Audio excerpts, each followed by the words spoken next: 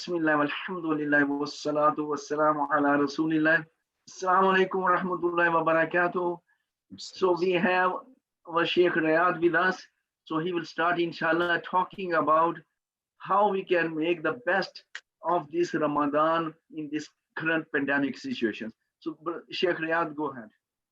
طيب بسم الله والحمد لله والصلاة والسلام على رسول الله. السلام عليكم ورحمة الله تعالى وبركاته. إن الحمد لله نحمده ونستعينه ونستغفره ونعوذ بالله من شرور أنفسنا ومن سيئات أعمالنا. من يهديه الله فلا مضل له ومن يضلل فلا هادي له. وأشهد أن لا إله إلا الله وحده لا شريك له وأشهد أن محمدا عبده ورسوله. My brothers and sisters, may Allah bless you all and may Allah Azza wa Jalla reward you all for taking the time to join us here tonight to talk about this guest that we're going to be, inshallah ta'ala, will come in very soon. And I know this guest came in a very sort of like awkward timings, in a time which, and as you all know, this trial that we are going through, this tribulation that has been afflicted upon us. And Allah subhanahu wa ta'ala is the Almighty subhanahu wa ta'ala.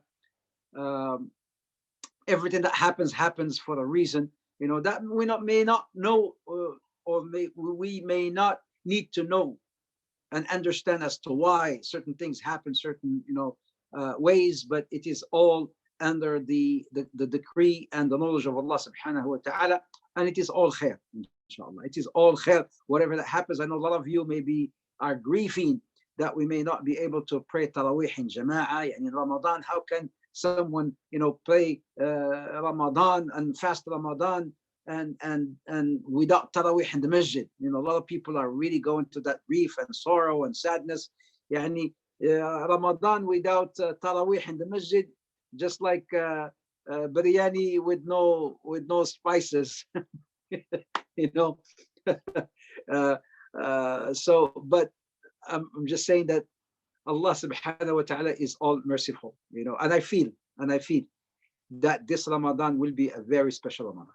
Really, I feel that this Ramadan, whether it be in a masjid or not in a masjid, whether do it at home or this Ramadan, inshallah ta'ala, will be a memorable Ramadan for all of us, inshallah. Ramadan 2020. Anyway, there's so much khair that has come out really off of this pandemic, regardless of all maybe the loved ones which we have lost and one mourning and grieving.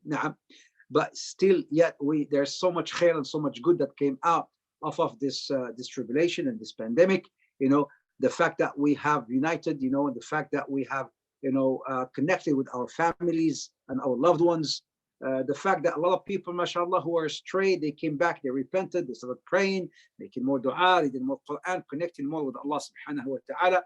And the month of Ramadan is coming. Whether is, Ramadan is Ramadan. Ramadan comes and Ramadan goes. But definitely we need to make sure that we will have, inshallah, an outstanding Ramadan. Inshallah, I only have about 20 minutes. I was given about 20-25 minutes, inshallah. So I will not take much of your time. And I want to make it, inshallah, short and sweet, because just so we understand the fact of, the value, the essence, the merits of this month, the merit of the month of Ramadan. A lot of us just fast for the sake of fasting, without knowing the merits, the beauties of this month, the value of this month. Had al-shahr, there is in it, we call it in Arabic, we say sir, like it's a secret. There's so many secrets in this month of Ramadan, and we need to maybe try to find that key to open this treasure, the Ramadan treasure, because it's like a box of treasure, inside Ramadan, you open that box and you find, numerous of treasures, because Ramadan has numerous of treasures. Ramadan is a madrasah. Allah subhanahu wa ta'ala, despite all, there's so many months, there's 12 months, right? Despite all the months, Allah Azza wa Jalla does not mention any month by name in the Quran other than Ramadan. And Ramadan is not from Ash-Shahr al-Haram, right? Yet Allah subhanahu wa ta'ala mentions it in the Quran by name. كتب عليكم الصيام كما كتب على الذين من قبلكم لعلكم تتقون. Siyam has been prescribed upon you as it has been prescribed upon people before you, so that you may attain taqwa. Taqwa yani piety. شهر رمضان الذي أنزل فيه القرآن. شهر Ramadan, the month of Ramadan. See, Allah Azza wa Jalla is mentioning it by name. الذي أنزل فيه القرآن. Not only the Quran was revealed on it, just so you know, my brothers and sisters, all the divine books were revealed in the month of Ramadan. The Torah, the Injil, the Zabur, the Suhuf Ibrahim, the Quran, all the divine books were revealed in the month of Ramadan. In in this blessed month, it has, as you all know, Layla, khayrun min alfi shahr. In it, there is a day, a night equivalent to 1,000 months. In this beautiful month, in this blessed month, the month of Ramadan. In it, Allah subhanahu wa ta'ala, as you know, He locks the shayateen, and the gates of Jannah gets wide open. أقبل Ramadan, as the Prophet Muhammad said, أتاكم Ramadan شهر بركة. Hadith reported by At-Tabarani and rated by Ubadah ibn Samit, that the Prophet Muhammad used to say when Ramadan used to come, أتاكم Ramadan, or أتاكم Ramadan, Ramadan has come, شهر بركة, Allahu Akbar, shahr of barakah. And barakah, really, if you were to translate it into English, people say blessing. But barakah in Arabic, I don't agree with this translation, called blessing. Barakah doesn't have a translation in it, really. If you were to look at it, in Arabic, barakah, it's not just a blessing. Barakah, blessing in every sense and every way. Whatever you think about blessing, barakah, it's all there in when Allah Azza wa Jalla talks about, the barakah. So here the Prophet says the month of Ramadan is the month of barakah. يغشاكم الله فيه. And Allah subhanahu wa ta'ala brings down and overwhelms us with His mercy, with His rahmah subhanahu wa ta'ala. يحط الخطايا, all the khataya, all the sins, are forgiven in Ramadan. All the good deeds, they get multiplied in Ramadan. The good deeds get multiplied in Ramadan just because it's the month of barakah. This is why the Prophet says the month of barakah, everything gets multiplied in Ramadan. The dua is answered in Ramadan. You see, the Prophet says the barakah.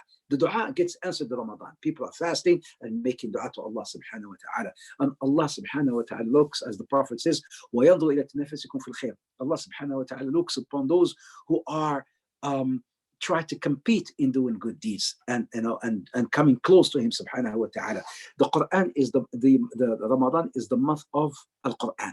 The month where we need to go back and connect with the Quran, because now we have plenty of time. You cannot say I'm busy. Busy what? There's a lockdown. We all have been locked down now. Now some people go to work, come back from work, there is no masjid. Allah forbid, this is how it is. So we have plenty of time to connect with the Book of Allah, with our families, inshaAllah ta'ala. Understand the merits of fasting. Why do we fast in the month of Ramadan? There's so many essence, there's so many reasons, there's so many hikam, not only the essence and the values and the merits, but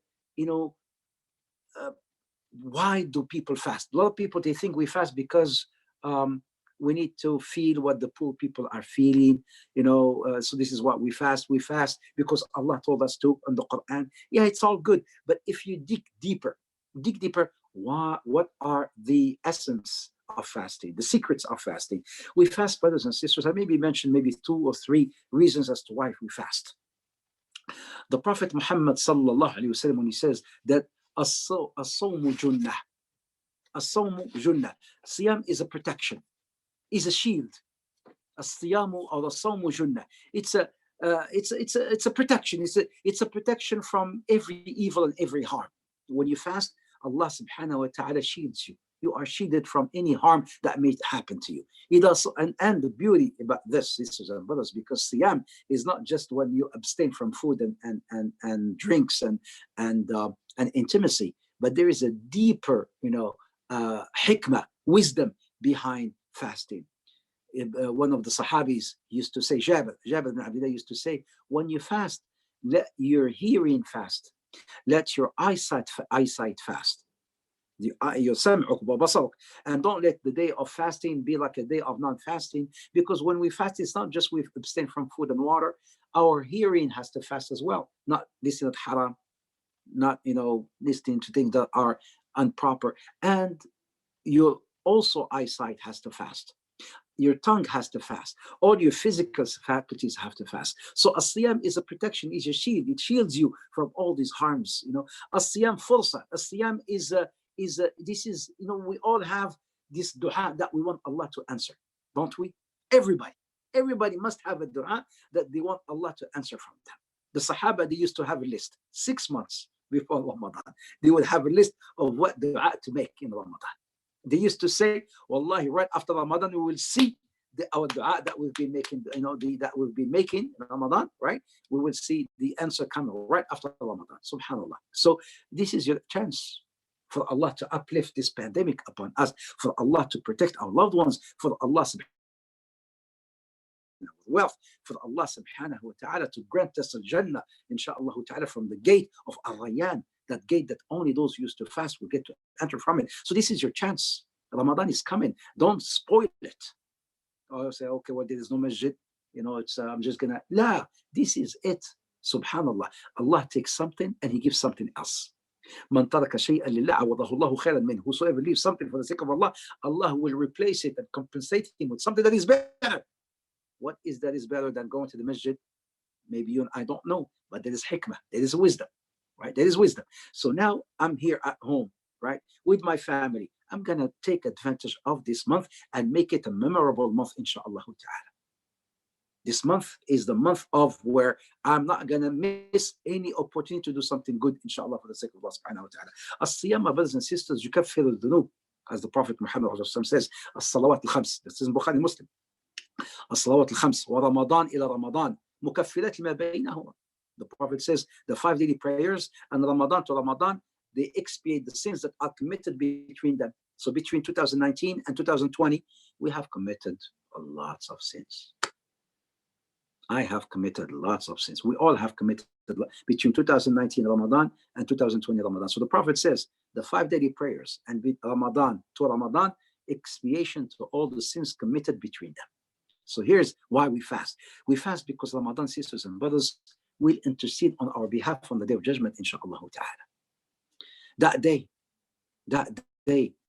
as Allah subhanahu wa ta'ala says in the Quran, يَوْمَ تَذْهَلُ كُلُّ مُرْضِعَةٍ عَمَّا أَرْضَعَتْ وَتَضَعُ كُلُّ ذَاتِ حَمْلٍ حَمْلَهَا وَتَرَى النَّاسَ سُكَارَى وَمَا هُمْ بِسُكَارَى وَلَكِنَّ عَذَابَ اللَّهِ شَدِيدٌ.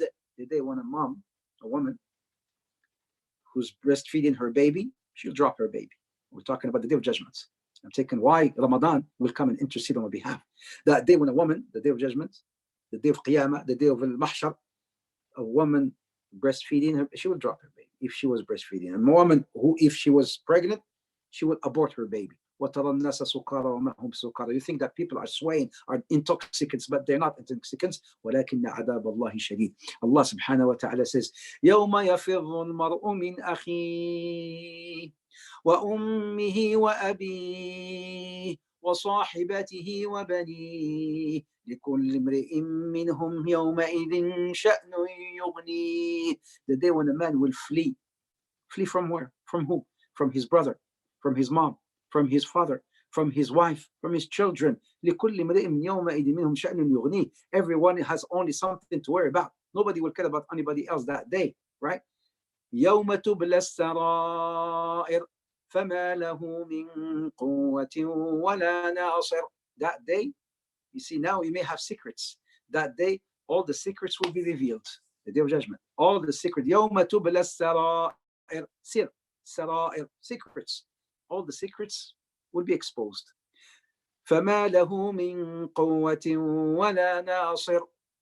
He will have no power and no nasr. Nobody to come and give him nusra. Nobody to come and help him. Nobody. Who's going to help you that day? You know who's going to help you, inshallah, that day and come to intercede on your behalf? You're fasting. يأتي الصيام يشفع لك.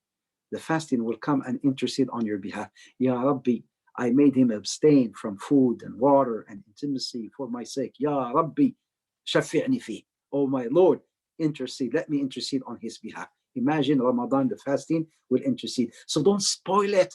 Don't spoil Ramadan 2020, inshallah ta'ala. Because look at all these beauties. So you have to have a plan, sisters and brothers. Maybe I have only 5-10 minutes left. You have to have a plan. Na'am. What kind of plan? Ramadan. I need to come in with a plan. This is a business transaction that I may not get this same opportunity again. Allah knows whether I'm going to be able to witness Ramadan 2021. Maybe not. Maybe not even Ramadan 2020. I might as well have a plan. If Allah takes my soul, Alhamdulillah, I had that intention. Based on that intention, I will be resurrected. As the Prophet Muhammad says, based on that intention, I shall be resurrected. طيب? So here's the beauty. Have a plan. برنامج. It's like a schedule. What kind of schedule? You and as-salah. You and the Quran. You and sadaqah. Sadaqah, I cannot go out. You can still give sadaqah. What do you mean you cannot go out? You can only give sadaqah when you go out? No. There's so many ways. You and dhikr. You and family. You and qiyam al-layl, right? All this, you have to have a plan, inshallah ta'ala. I can help you. How can I help you? To help you, define a plan for Ramadan, inshallah ta'ala. As-salah. Do not miss any salah on time. You and your family, yes, you can do that. You and your family, inshallah ta'ala. You can have your own jama'ah at home. You have maybe your son to make adhan, and make iqama. You lead, or maybe you have your children to lead, have a turn, and then dhuhr, asr. Maybe you can make adhan, right? And then sit down, give about 5-10 minutes, read some Quran or do some dua, because the dua between adhan and iqama is granted, right? So as if you are in a masjid. You have a musalla someplace in your home. This is our musalla area, right? This is our musalla area. You, Imran or Salman, whatever the name of it, you're going to make adhan, you're going to make iqama, and then we're going to make dua, right? Or read Quran, and then we're going to lead the salah. This is dhuhr, this is asr, this is maghrib. This is all, all the salawat, inshallah ta'ala. The same thing for tarawih. Tarawih, you can read tarawih with your families, inshallah ta'ala, right? You can do that. 8 rak'at, 20 rak'at, whatever you want, inshallah ta'ala. But as if you bring that spirit at home. Bring the spirit of Ramadan at home. Let your family feel it is Ramadan. It is like, okay, khalas, we're locked here. Make your family feel the spirit of Ramadan. The spirit of Ramadan is not the food, huh? It's not like the new food that you cook in Ramadan. I'm not talking about that spirit. The spirit is the type of ibadah that you do, inshallah ta'ala, right? So you do that. The Quran, have a portion. You have to have a sabaq that you have to read on a daily basis. You and your family. Now you have time. At maybe one khatma, the least is one khatma. If you're fluent in Arabic, have at least 1 or 2 khatma Quran, right? But do read Quran. If you cannot do khatma, have to have, inshallah ta'ala, your book of the Quran, and at least read every day something from the Quran, because Ramadan is Shahr al-Quran. How can you have Ramadan, first Ramadan, without connecting with the book of Allah subhanahu wa ta'ala, right? So you have to have a Quran, dhikr of Allah azza wa jal, morning, right? After you finish your fajr, morning adhkar, your evening adhkar, right before Maghrib, inshallah ta'ala, and then bring your family together before Maghrib, all together, right? We're going to make dua. So I'll make dua. You have maybe your wife makes dua and everybody says Ameen. Your child makes dua, everybody says Ameen. Your daughter makes dua, everybody says Ameen. So like a little bit, 2 minutes, 3 minutes, 5 minutes each, we make dua and we say Ameen to each other. You don't know who's going to accept, Allah is going to accept the dua from. You don't know. Maybe you, maybe your child, maybe Umar ibn Khattab. He used to find the children. He used to say, make dua for Umar. Ud'u li Umar. Umar ibn Khattab, the child said, make dua for Umar. So, just like this, make dua together, right before iftar, inshallah ta'ala. And then right after, the adhan, you will have a child to make adhan. You break your fast, inshallah, with date, as the Prophet used to, with some water or some milk. Maybe a lot of Pakistanis and Indians, brothers and Bangladeshis, they like to have that fruit chai, the fruit, I think they call it fruit chai. Have that. Don't put too much spices in it. Allah Azza wa Jal made something sweet. Why you put spices in something sweet? I think it's a bid'ah. I'm just joking. I love it. I love that fruit chat that my brothers from Pakistan and India, they bring to the masjid. It's nice. You can break your fast, inshallah ta'ala. Do your Maghrib Salah, then come back and finish your thing, and then get ready, inshallah ta'ala, for Salat al-Isha and Salat al-Tarawih. You can do that at home. So this is, have to have a plan. Salat al-Tarawih, Qiyam al-Layl. You have to have, plan with your families, inshallah ta'ala. Have Qiyam al-Layl. Qiyam al-Layl, not only in the last 10 days of Ramadan, Qiyam al-Layl every day, because the Prophet says, وَلِلَّهِ عُتَقَاءٌ مِنَ النَّارِ وَذَلِكَ فِي كُلِّ لَيْلَةٍ حَتَّى يَنْقَضِيَ رَمَضَان. The Prophet Muhammad says that Allah will save souls in Ramadan. Allah will save souls. And that is every night. The Prophet says every night until the end of Ramadan.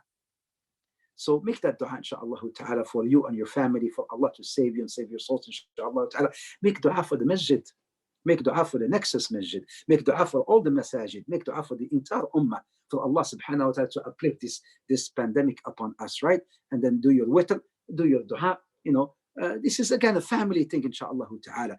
Call your families. Call them. Make sure you call your mom if she's overseas, or your father. Call your cousins. Call your brothers and sisters. Call your loved ones. Say Ramadan Mubarak.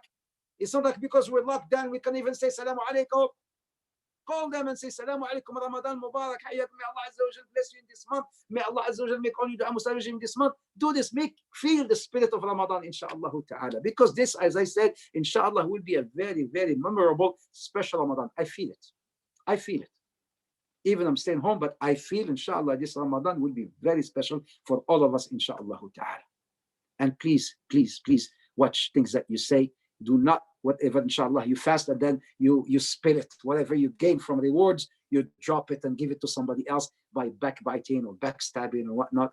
Man, remember, and I will end with this, with the permission of Brother Sheikh Ayub. I will end with this.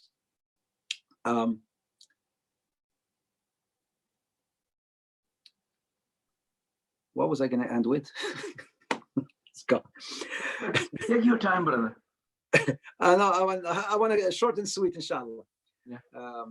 There are some people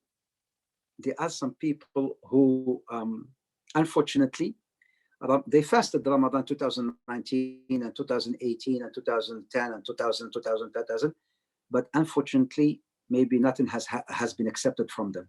Why? Why nothing has been accepted from them? Here's this hadith of the Prophet Muhammad sallallahu alaihi wasallam. This hadith is in Bukhari and Muslim. When the Prophet Muhammad sallallahu alaihi wasallam says that the our deeds, they get elevated to Allah subhanahu wa ta'ala every Mondays and Thursdays, and also on the month of Sha'ban, which is this month. Right?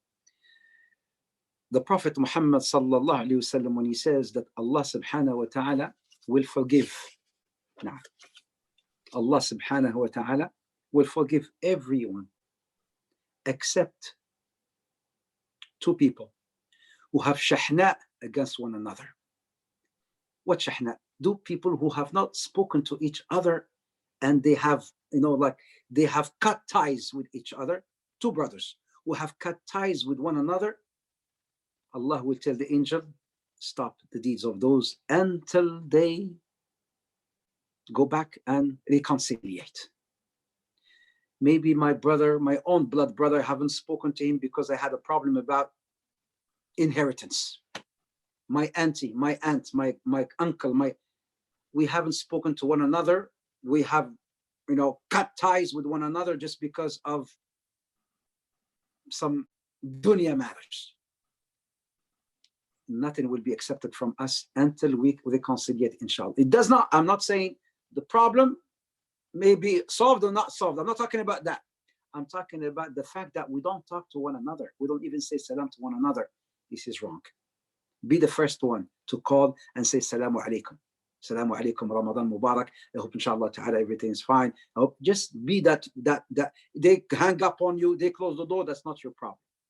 You make the first step, inshallah ta'ala, to call and say Salamu Alaikum, Ramadan Mubarak. Make sure that inshallah ta'ala you do this with all the family members. Be the first one, inshallah. Take care of your family. Take care of your family, inshallah, in this month. Make sure that, inshallah ta'ala, try to come closer to Allah Azza wa Jal by means of, again, the Quran, the Salah, the Qiyam, Sadaqah.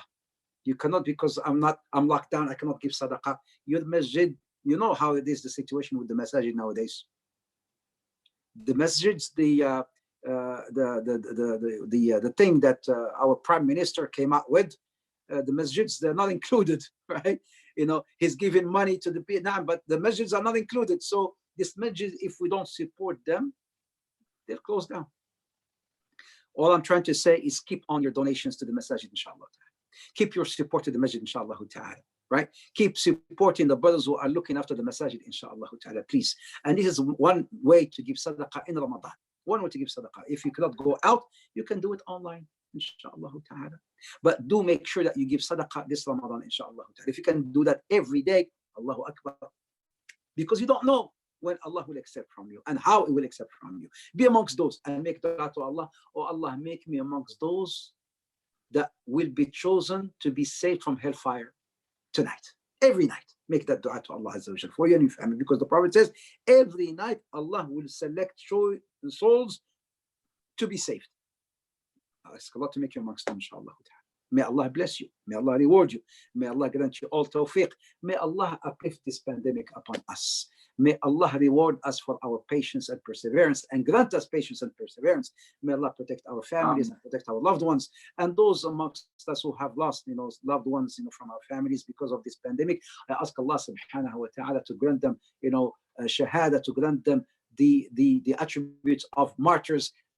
And may Allah Azza wa Jal make us, inshallah ta'ala, join them in Jannat al-Firdaus. May Allah grant their families patience and perseverance. May Allah subhanahu wa ta'ala, may Allah make us amongst those whose last word in this dunya is La ilaha illallah. We want our last word in this dunya to be La ilaha illallah. May Allah grant us a good end. A good end. Husn al-Khatima, inshallah ta'ala.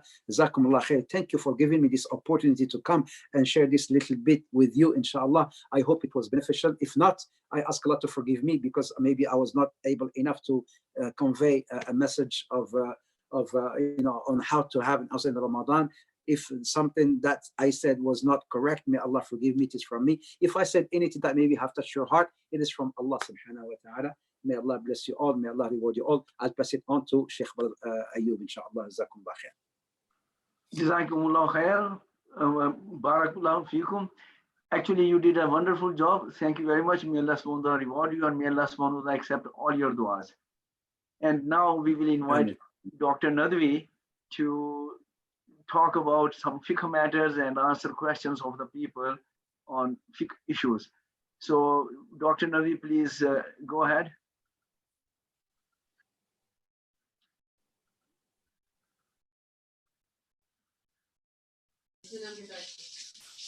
Assalamu alaikum wa rahmatullah.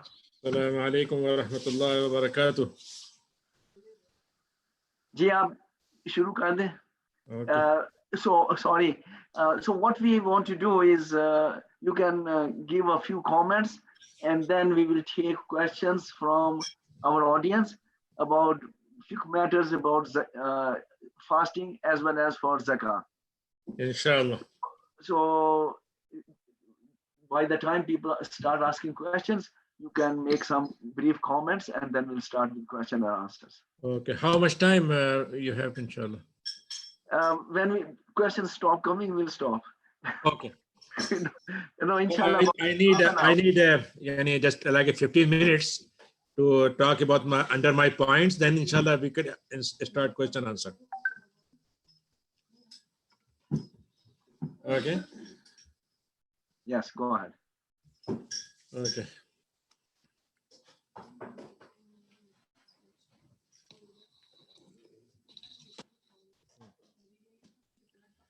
Bismillah ar-Rahman ar-Rahim.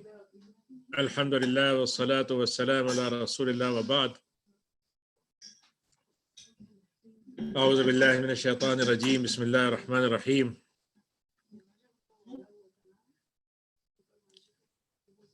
Allah subhanahu wa ta'ala, He reminded us in our, as a Muslim, our duty. So we have the initial or basic duty is ibadah. وَمَا خَلَقْتُ الْجِنَّ وَالْإِنسَ إِلَّا لِيَعْبُدُونَ. So Allah subhanahu wa ta'ala, He created us as a abd. Yani in our nature and as our duty. Both way we have to submit for something. But if we do our submission to Allah subhanahu wa ta'ala, then we confirm our ubudiyyah to Allah subhanahu wa ta'ala. So ibadah is what we consider it, the means and goals both are defined by Sharia. We call it ibadah. And suppose Allah subhanahu wa ta'ala said, I want you to remember me. So remembrance of Allah is a goal, but the means is salat. Aqim as-salata li zikri. Yeah, you have to remember me through salat. So the mean is salat and goal is remembrance. Same thing, Allah subhanahu wa ta'ala said that you also remember me when you are earning money and when you are spending money. So you also do ibadah through both way, by earning and by spending. So we have a two kind of ibadah. One we call ibadah badaniya, which is bodily based or physical way we do with our body. We submit for Allah subhanahu wa ta'ala through prostration, through ruku, through standing. And other ibadah is ibadah maliya, the finance based ibadah, which we go with our earning and our saving and our whatever provision we have. So Allah subhanahu wa ta'ala, when he described the responsibility of believers that they're supposed to worship Allah subhanahu wa ta'ala, so mostly the Quran combining salat and zakat together. Those who do salat and who do zakat, both together. So zakat in Arabic, it means two things. The Arabic root word of zakat means two things. First thing is tazkiyah, means purification. And second meaning is increasing. Izka'un inma'un. So Allah subhanahu wa ta'ala, just like he giving us a root word in Arabic, which is actually explaining to us what is the purpose of zakat. First purpose is that when you earn halal way and you earn halal money and you have an extra from your need and you have a saving, which it is staying with you, then you have to give portion of it. So then this 2.5% will purify the 97.5%. So it is purification. Second thing, Allah subhanahu wa ta'ala said in Quran, يَمْحَقُ اللَّهُ الرِّبَا وَيُرْبِي الصَّدَقَاتِ. Allah subhanahu wa ta'ala, he has a different attitude about the earning, if it is earned by haram. So he said, what is the earning? Earning is coming from interest, from usury, from halal, haram way.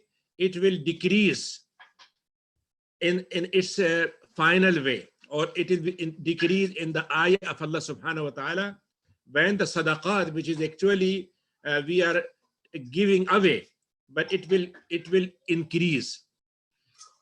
So zakat in both way is giving me purification. So coming to the point, first point is I said ibadah. The second point is zakat. Now coming to the application of zakat, how we will pay zakat. We have different way of charity. We have a sadaqat. We have a nafaqa, when whatever expenditure we do on our family, it is also what we give for the sake of Allah subhanahu wa ta'ala, what we give to some kind of support for system or support for masjid, whatever. So it is also a charity. But zakat is very special in 2-3 ways. First thing is that zakat is minimum, 2.5%, the minimum one. But Allah subhanahu wa ta'ala said in the Quran, وَفِي أَمْوَالِهِمْ حَقٌّ لِلسَّائِلِ وَالْمَحْرُومِ. Whatever we are asking you from zakat, it is minimum, but you have other dues you have to pay. And Rasulullah sallallahu alaihi wasallam said in hadith, وَفِي الْمَالِ حَقٌّ سِوَى الزَّكَاةِ. There are other huquq, rights and duties and responsibilities in the money, in your money, rather than zakat. So the first thing is the minimum mandate, and third thing is that it is mandatory. It is mandatory. It means, for example, if I do something as my own choice, my volunteer basis, or for my own option, it is not. It is okay. But zakat is not my option. I have to do it. And Abu Bakr radiallahu anhu, when he became Khalifa, so few tribes of Arab, they thought that the zakat is a due, just like it is a kind of money. It is giving to king. And in Persian and Roman, mostly people offer some kind of money to their kings. Suppose if they want to meet him or they allowed to talk to him, they had to first give him some kind of present. So they thought that the money of zakat is actually the right of prophet. When prophet already passed away, so we not need to pay it. So they refused. But Abu Bakr radiallahu anhu, he fought against them, and he said, any person is giving me even the tiny thing, I will force them to pay it back again. So it is mandatory and it is minimum. Now it is on saving. It is very important to understand that whatever we are earning, suppose I have some money and it gone in paying rent, in paying suppose some loan if I have, or some expenditures. But at the end of year, I have nothing in my pocket. So there's no zakat for it.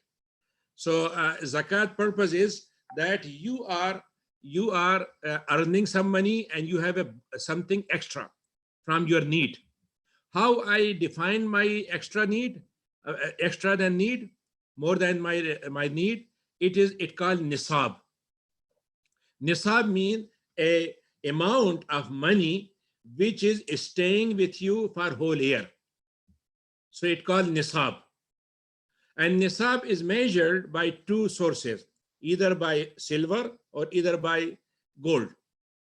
In our time, if we go to measure with silver, it is very, very few dollars will be enough for example, to pay zakat. And mostly it is very difficult to survive with few $100. So mostly we measure with gold, and gold means 85 grams gold. Mostly if you measure it in our time, it is around $6,000, 6,000 Canadian dollars, 85 grams gold. So it means if you have $6,000 in your account, in your pocket, cash or an account, at the end of year, it means it is nisab, and now you have to pay zakat on it. So suppose if you are earning money and you are consuming it, no zakat on it. Suppose you have nothing, for example, no savings, you have no zakat on it. Same thing, nisab is including only what you are investing and earning on it. But suppose whatever you invested for your personal use, just like if you have a house, you have a car, you have a laptop, you have some kind of other books, and suppose appliances and home, for example, home kind of thing. So all these things are exempted from nisab.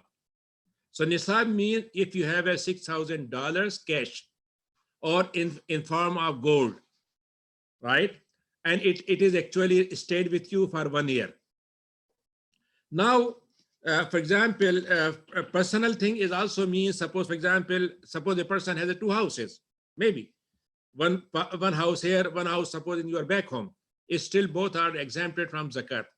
Suppose you have a piece of land, you bought it, and your plan is to build a house on it, so it still is exempted. And it's, jewelry, yes, of course. And we have 2 opinions about this issue. Imam Abu Hanifa considered the jewelry, which mostly the women, they are using it and keeping it. He considered it also under zakat if it is 85 gram gold and above. Imam Shafi'i, he has opinion that gold is only due zakat on it when it is for selling and buying. So jewelry for Imam Shafi'i's opinion is not under zakat. So it is 2 different opinions. But there's no any difference that all the zakat which is be measured by this 85 gram gold. Now the other point, which is for example, we need to understand that the 6th point is, it is good to do at the end of year. So suppose you have an earning, just like measure it now, your final financial year is starting from April or from May or from June. So it means if you earn the money in this June, so you will see that next June it is still 6,000 and above. So it means you completed 1 year. Mostly people, they do it under Ramadan. So they want to do it 2 things. First thing, they want to pay zakat, but same time, if they pay zakat in Ramadan, they will get a little bit more reward. So for this reason, they count or they make their hisab under Ramadan, yearly away. But it is not any, actually, it is not a condition for it. It is good thing to do, but not condition. The other issue is that there's many other items rather than cash which are under zakat, as cattle, mines, harvest, products. If you suppose you are producing some kind of item, suppose you are producing car, you are producing some kind of computers and so on. So these products will be under zakat. And also if you have a house and you are renting, so zakat will be on rent, not the value of property. You are, suppose for example, driving a taxi. So taxi is not under zakat, but what you are earning from the rental, the earning from zakat, taxi, it is under zakat. Piece of land, if you are keeping it just for the sake of investment, so it will be also under zakat. Now the 8th point is, when you are, suppose for example, giving this zakat, so whom you will give. Allah subhanahu wa ta'ala, he himself, not even the Rasulullah sallallahu alaihi wasallam, Allah subhanahu wa ta'ala himself fixed the 8 categories, those who deserve to get zakat money. So first category is poor, and second one is miskin. The difference between poor and miskin, that the poor has nothing at all. Suppose for example, this person, poor means the person has nothing, only for example, maybe have a money to buy food for today, for tomorrow and so on, but he has no home, no car, nothing. But the miskin has a car, has a home, but he has nothing to, for example, survive. Even he has no money, for example, to fill the gas for his car. So these two categories. The third category is if you, suppose for example, paying zakat as an institution, and it is good idea that zakat money in the time of Rasulullah was collected by a state. Later it was little bit become a kind of relaxation in it. Some people were giving some part to a state and some part they were distributing by their own.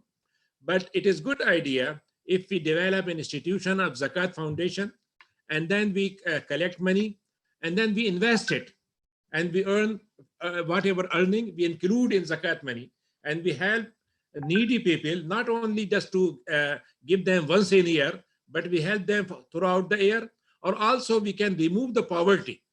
So in this way, if we hire some people to keep the system, institution to run, so the salary and the benefit of these people also given by this amount.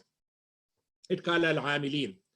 The fourth category is mu'allafat al-qulub. Mu'allafat al-qulub means two things. Either some people, you can expect that they will accept Islam. They are very close, but they need some kind of help. So helping them, it is also given by zakat money. The second category of mu'allafat al-qulub, the person who accepted Islam, but suppose his family kicked him out and he has no money. So you can help him by zakat money. So this is also the fourth category. Fifth category is wafir riqab, slaves. In the old days, the slaves were those who were really captured by any way, and they were sold out, and the people are using them as slaves. So suppose if you spend money to free them, it is good virtue, and also the zakat money may be used for it. In our time, there's no any slaves, but suppose this category may apply. Suppose some person, he become, for example, some people, they hijacked him or abducted him, and then they demand a money ransom. So maybe for this kind of freedom will be also come under this category. Al-gharimin. Gharimin means, suppose person, he has a lot of loan and then he become bankrupt, and now he is sitting in prison. So to release him by paying his money, by whatever dues, and then let him go free, it is also one of the ways of zakat can be used. In our time, suppose this thing happened, suppose the person is a Visa card, and a lot of, what they call it, limit and so on, and they misused it, and they kept it long time, and they become, for example, not able to pay it. So this thing, it is not good idea, but it's still, for example, a person become, under heavy debt. So maybe this person may be given. The seventh category is sabirullah. Sabirullah means the cause of Allah. Mostly cause of Allah means in the classical fiqh, the fighting or jihad to defend Islam. Or you can say two words, defend Islam and defend Muslims. Suppose we are not able to do jihad in real term, but maybe whatever service of dawah we are doing to defend Islam and to defend Muslim against those who are creating a lot of hatred, lot of things, and we are spending money for these kind of services. So may it come under fi sabilillah. The 8th category is Ibn Sabil. Ibn Sabil means a person, he was traveling and he lost all his savings, all his money, all his what is in his pocket. His whole, suppose for example, uh, purse or pouch, for example, stolen, whatever, everything, even the Visa card lost. So what he will do? You can help him. So then he go back to his home, and then it will be. So these are 8 categories which is defined by. So the 9th point is the zakat is supposed to be given under all these categories to person, to individuals. So it means it is not good idea to give money, zakat money, for the sake of building, when it is used by everyone, rich and poor. Yes, the building, suppose for orphanage or for widow home or for hospital, free hospital, for example, without charging anything. So these kind of services may be used, maybe given zakat money for it. The 10th point is actually supposed to be first, but I'm giving it last. Niyyah is very important. If I am giving zakat, I have to make intention for it. Many times a person asked me a question. He said, you know what? Some person, I gave him some money. He is not returning it. So can I make niyyah for zakat for that money? I say, you have to make zakat niyyah at the time of paying zakat. You cannot do later. Just like when we are praying salat or we are fasting, we do our niyyah of fasting in the beginning of the fasting. So same thing about the zakat. But another thing which is, some people ask, do we need to say to people that it is my niyyah zakat and I'm giving you zakat money? So in individual case, you not need to say to him. Suppose some people, they feel shy to take zakat money, but still they are in need. So you can give them and you make niyyah for your own, but you not to, for example, explain to them. But when you are giving some institution, you have to determine and you have to say them clearly that this is zakat money. Why? Because they have different funds and they know where this fund they will use. So you are giving in masjid, you are giving in madrasa, you are giving in some hospital or any kind of charity. So you have to explain to this these things. So these are some kind of points which is I think I needed, for example, to establish our I can say discussion about the zakat. And then whatever you have in your mind, a question, anything I didn't say anything, or if you have any other question, any personal way, inshallah I can try to answer it. Jazakumullahu khairan. Well, Jazakum. First question, which comes from what you described, that at the time of Prophet Sallallahu Alaihi Wasallam and Khulafai Rashidin, the zakah was being given to Islamic State. So what should people do now? How they should pay their zakah when there is no Islamic State?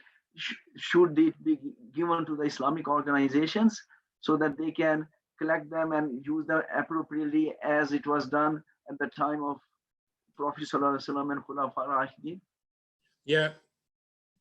Initially, the Rasulullah Sallallahu Alaihi Wasallam time, he was sending his people, appointed people to collect fund, zakat, harvest, and everything. In the time of Usman radiallahu anhu, when the kingdom became expanded, the Khilafah time become very, very big territories. So he allowed people to distribute their personal cash money zakat by their own. But still they were collecting harvest, cattle, and other zakat for the sake of the state. In our time, later, what happened in the time of the other kind of Khilafah, when it became misusing the zakat money, they were using for their own personal thing. So then the people, they felt, for example, reluctant to give zakat to them. But they established you can say, kind of volunteer organizational system to collect money. In our time, when we have no such kind of state available to collect fund and use it in right purpose, it is good idea if, as a Muslim community, we develop our own organizational structure with our own understanding, with our two things. First thing, our system supposed to be very, very crystal and clear. And second thing is must be run by those who knows from where they collect and how they spend it.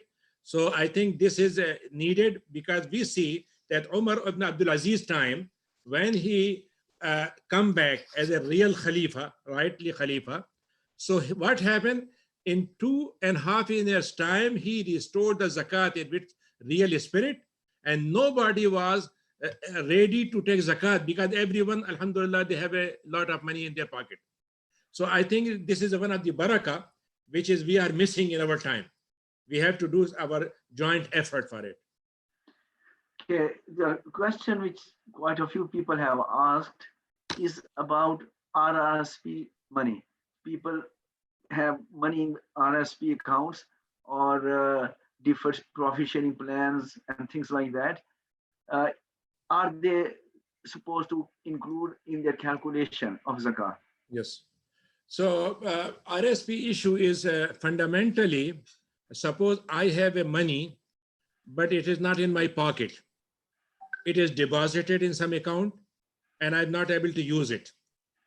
So it is equal, just like a loan. If I give some person loan and I am, for example, I'm not sure 100%, but I'm sure that this money will come back. So I have to pay zakat at my loan money, even it is not in my pocket. So same qiyas or analogy will apply on the RSP money. So in my understanding, RSP money has 3 values. First, is it my personal investment, whatever I invested. Second thing is that government or a company or whatever contributing in it. So they are adding something in my money. And the third thing is some kind of tax break. And suppose if I'm not using this money, so I will benefit from the tax break. If I use it now, they will charge a tax, right? In my understanding, whatever portion of this RSP is my personal, I have to pay zakat on it.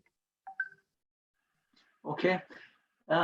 If somebody has bought some plots to build houses, but not for personal use, but for investment purpose, for renting purpose, for other purposes, is that the cost of that plot or the value, current market value of that plot needs to be included in the calculation of zakah? Yes, the zakat, if I am keeping some plot for the personal, not personal use, even suppose if I'm keeping for personal use and later I change my niyyah. Suppose, for example, some year, next year I take, if I get good profit, I will sell it. So from next year, it will become an investment. So I pay zakat in it. So zakat will be calculated according to the sale price of that plot on that year.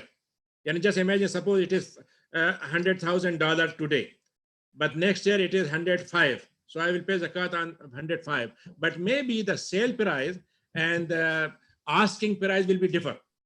And sometimes it happens that if you are going to sell it, it will be less, right? So whatever sale price, you will count it and then you will pay zakat on it. Okay. Now, one question is about the person asks that if RSP is zakatable, then how do I calculate zakah? Because year one, we have 10K and I have to pay zakah on 10K on year one. So every year they will be contributing more, so the balance will be increasing. So it will have to be paid on the current balance when the day when you are calculating zakah, or how does that calculation work? Yes. Every year's calculation will be different. Suppose, for example, I invested 5,000. Now what happened? I got a little bit 5% profit on it. So my personal calculation become a little bit more. So whatever it will be at the end of that year, I will see it, the real value of it, and then I will pay zakat on it. So the related question is that if we are calculating the value of the land or our RSPs, investments, or things like that, person pays zakah in the month of Ramadan. So should he take the value at the beginning of the month of Ramadan or at the end of the month of Ramadan, or what will be? Whatever you choose. Whatever you choose for your thing. So it should be consistently chosen one day, and we should use Yes. that same Yes, criteria yes, every yes. year. Yeah, it is your choice. Suppose you say fix the last day of Ramadan, it is okay. First day of Ramadan is okay. So you will choose your own thing. Yeah. So the important point in this respect is that it should be consistent from year to Yes. year, Yes. and we should just Yes. set a date that's when we are going to calculate, Yes. and it should be done consistently throughout. And one thing I think it is important to know that whatever date you fix, so whatever in and out happen, in and out, it will be included in last day. Suppose I have a $5,000 throughout the year, but just one day back I got 1,000 more. So I pay zakat on 6,000. But opposite to it, I have a $10,000 in my account, but one day before 5,000 are gone. So I pay zakat on 5,000. Right. Okay. So the question is,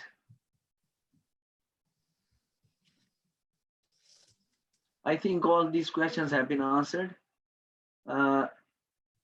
Yes, there is one question. If we have some cash, which people are keeping, let's say that they have to marry a daughter, and for that purpose they are accumulating some money, but they also have some loan, but despite the loans they are saving some money for wedding of their children. Do they pay zakah on that savings, or how does that work? The rule is that whatever money I have for any reason, and I'm holding it, and I'm not using now, so I have to pay zakat on it. Just like suppose I got some money, I am holding to pay fee for my son or daughter, right? But still I am not, for example, submitted to a university. I'm holding it, so zakat will be there. But the only thing you can do that you make ownership of that money to your son or daughter, so there will be different nisab for them. So in this way, for example, if their nisab is less than 5,000, they will not pay zakat on it.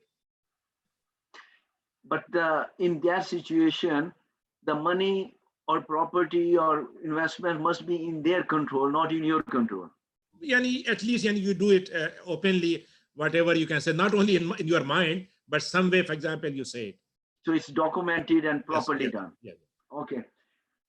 Now, some people have asked questions that can you pay zakat to your close relatives, like brothers, sisters, or independent children, and things like that? In Islamic rulings, the person who is responsible to take care about their relatives, he will not pay zakat to them. So as a man is in charge taking care about the wife and kids. These are two under his caretaking. So he cannot pay zakat to them. Also, if their parents in need, so he must take care about parents also. So he will not pay zakat to them. But beyond these relatives, he can pay zakat to others if they are in need, just like a brother and, for example, sister and any other relatives. And of course, and to give relatives is more rewardful than to give to others. What if the relatives are Sayyid family? Who? Sayyid family. Sayyid family. The major rule is that Rasulullah Sallallahu Alaihi Wasallam one time, Hassan was picking some dates from the zakat money. So he said, it is not allowed for you. So in the ruling, it is agreed among all scholars that those who belonged from the family of uncles of Rasulullah, those who accepted Islam, either uncles or the family who accepted. So suppose from Abbas and his family, and Abu Talib, not Abu Talib himself, but the family of Abu Talib, and Hamza and his family, they are considered those who are restricted to take zakat. And in this category, we call them Hashimiyin, Hashimi, those who are supposed restricted. Mostly we use the word Sayyid. Sayyid in our terms is only restricted to the family of Fatima and Ali. But actually zakat is not, for example, applicable for all these categories.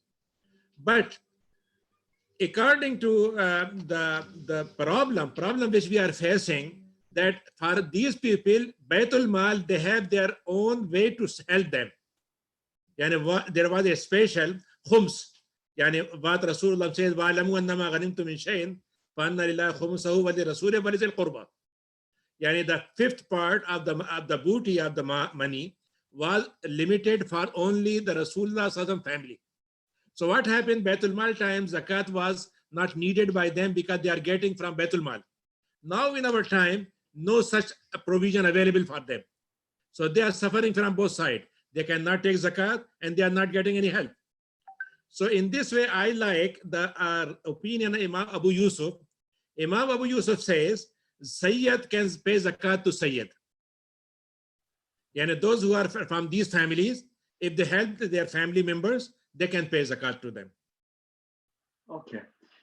Now, let's say that a person is calculating zakah and they also have a mortgage on the house Yes. they're living in. So should they calculate all the assets and then reduce it by the mortgage loan, or what do they do? They will only deduct the loan which is they are paying in that year. And suppose they are paying $2,000 per month, suppose. So it means they will deduct 24,000 from their saving. That is it. But not the whole loan, because they are not paying 1 year. They are paying in many years. Okay. So about, let's say, one of the category you mentioned is Gharemin, and those are people who are under death.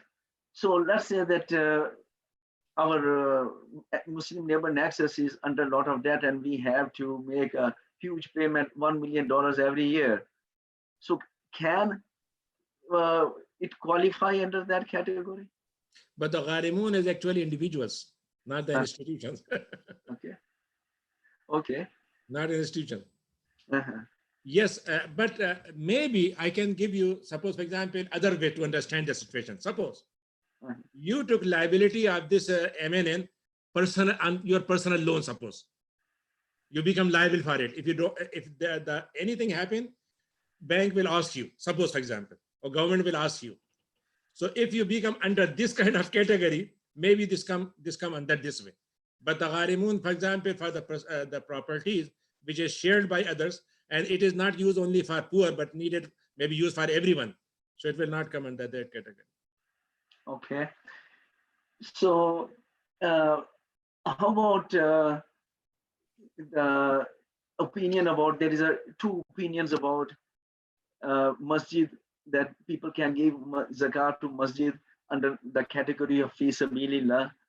And what is your opinion about that? My opinion is actually I'm not deferring it, but I'm restricting it, the use of masjid. Suppose you have many purposes you are using for it. Suppose you are using some madrasa, you are posing some recitation of Quran, you are offering some kind of, for example, community services. So masjid is not only one thing in your use. So you can fix some amounts of zakat, which is actually used for these kind of services. Okay. And you can make masjid can, suppose, for example, they have they are paying electricity, suppose, or they are paying some kind of thing. Though not, but if they are paying some salaries, they can use it for it. Yeah. So other costs of the educational and operational programs. Yes. Of course. Yeah, of course. Okay. Of dawah, of kind of, for example, some teaching, everything. Yeah. Right. Yeah. Is there any other question or? Okay, defined benefit plan. One question came about the defined benefit pension plan, where you contribute, and usually what they do is they tell you that after you retire, you'll get so much pension. So how do they calculate zakah for in that situation? This is, I'm not saying, for example, you may be able to get your portion exactly, but maybe you can make a rough plan. Suppose you know that your portion is going to government every month from your salary, such money, right? So you can calculate it and you can understand that this is increasing every month, so and so, or every year. So you can make a rough plan that from this pension plan, your portion is 30% or 40% or whatever. So you pay zakat on it. Then you will pay zakat on the whole money when you grab it. And after getting the pension, whole pension coming back to you, so then you can take zakat, you pay zakat on whole money. But in the beginning, you will count only what portion you are contributing. Okay, now I think we have discussed enough about zakah. Okay, before I go, so on the defined contribution plan, usually they issue a statement every year. So you should look at the value of your plan and calculate zakah accordingly. Yes, So yes. that, okay. Yeah. So now coming to fasting. So there are some questions about fasting. Now, as you know that there is a different opinions about the suhoor end time. Yeah. Whether the sun comes up 18 degrees, 15 degrees, 19 degrees, 17 degrees, etc. So what should people do with all these different opinion? What should people follow? Yeah, this is a very interesting point. And I am in favor of making Rasulullah said, Rasulullah was, if given choices, two choices, he always choose the easier one when it is not haram. Malam yakun isman. So I always see the 2-3 calendars. So I take the which is giving me little more time of suhoor. The reason is why I'm saying, because in our north, we are living in north area, and here the very minutely or very, for example, second by second determining suhoor is impossible. Mostly we calculate. Yani, suppose if you go outside in India and Pakistan, you can see the twilight there, but you cannot see it here. So what happened, people, this 15 category and 18 category and so on. Now what happened, even they are differing. Suppose they are using Isha time from 18 degree and Suhoor time from 15 degree and so on, right? So my for example, suggestion is that if the time of Suhoor is just like a 4:30 and other calendar say 4:45, so I think 45 is good idea. It is not any problem. Because even Abdullah ibn Umar, he was one time, Azan was said, and he was having some bite. He said, "Lead complete, and don't throw it." So it means there's a few minutes issue is not making the issue invalid. Only thing is that if suppose, for example, whole sky become white, light is very high and so on. So I think, for example, we supposed to make a little bit an easy option for situation. Yeah. Okay, so Dr. Khalid Shaukat and his moon sighting, and he has calculated times as well, standard times. And I discussed about this issue with him, and he mentioned that he's not taking any degrees. He has people appointed all over Canada and United States and other places, and they observe the twilight, and the calendar he has done takes into account the actual appearance of twilight. So that's the guidance we use. So is that okay? Because yeah, if someone is really determined, it will be okay. Yeah, because we are taking his times, and he has explained how he arrived at it. So what we do for all our Salat timings and our Isha timings and our Suhoor timings, we take his work. Because as you know, mostly Dr. Shaukat is talking about the issue which is applicable in US. When we are approaching to north more, it will not applicable. Yeah, no, but he says that he takes care of actually the Canadian environment as well. Yes, but close to New York and so on. Yeah, just like our situation. Yes, yeah. Right, yeah. Okay, one question was left. Somebody asked about RESP, the Education Saving Plan. Yes. Just like it will be treated the same way as RRSP, or yes. it will be different? Yes, same. it will be same way. Same.